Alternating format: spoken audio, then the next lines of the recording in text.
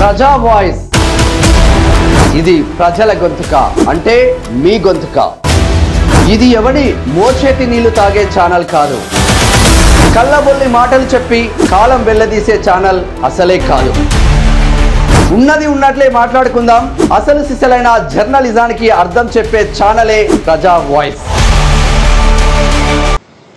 భారతదేశ సరిహద్దులో జరుగుతున్నటువంటి పరిస్థితుల దృష్ట్యా హైదరాబాద్ నగర ప్రజలు ఎటువంటి ఆందోళన చెందే అవసరం లేదు.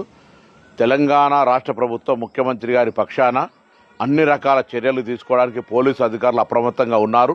నేను ప్రజలకు కూడా విజ్ఞప్తి చేస్తున్నా, ఎక్కడైనా మీకు అనుమానాస్పద పరిస్థితి కనిపిస్తే వెంటనే దగ్గరలో ఉన్నటువంటి పోలీసు అధికారులకు సమాచారం ఇవ్వండి.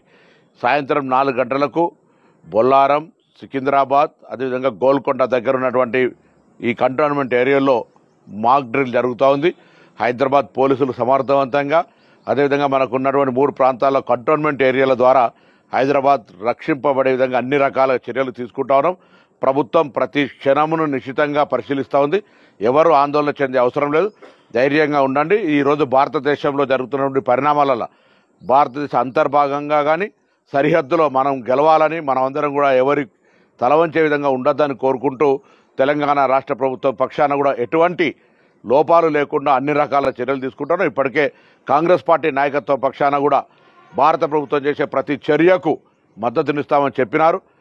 కేంద్ర ప్రభుత్వం ఇటువంటి సంఘటనలలో సరిహద్దు భద్రతకు సంబంధించి, అంతర్గత భద్రతకు సంబంధించి కూడా కఠినంగా వ్యవహారం చేయాలని కూడా కాంగ్రెస్ పార్టీ తీర్మానం చేసినటువంటి సందర్భంగా తెలంగాణ రాష్ట్ర ప్రభుత్వం రేవంత్ రెడ్డి గారి నాయకత్వంలో ఎక్కడ కూడా ఇప్పుడే సిపి హైదరాబాద్ ఆనంద్ గారితో, సివి ఆనంద్ గారితో, జిల్లా కలెక్టర్ గారితో అందరితో కూడా ఎప్పటికప్పుడు సమీక్షించుకుంటాను.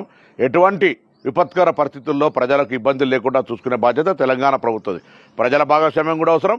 ఎక్కడైనా అటువంటి పరిస్థితి ఉంటే దయచేసి అప్రమత్తంగా ఉంటూ సమాచారాన్ని చేరవేయాల్సిందిగా నేను ఈ హైదరాబాద్ ఇన్ఛార్జ్ మంత్రిగా అందరికీ విజ్ఞప్తి చేస్తా ఉన్నాను.